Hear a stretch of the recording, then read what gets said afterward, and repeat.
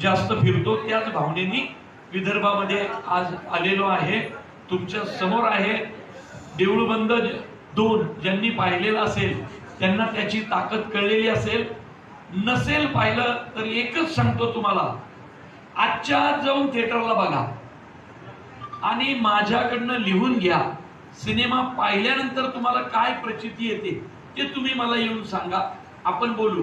कारण माझा मुळशी पॅटर्न काय, सरसेनापती हंबीरराव काय, देऊळ बंद 1 आणि धर्मवीर 1 आणि 2 काय, सगळ्यांनीच इतिहास घडवले, पण याने इतिहास रचला अक्षरशः या चित्रपटाने।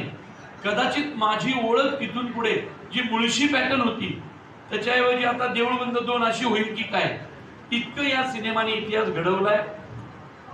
असा एक प्रेक्षक नाही जो सिनेमा पाहताना रडला नाही, जो हसला नाही, जो भारावून गेला नाही।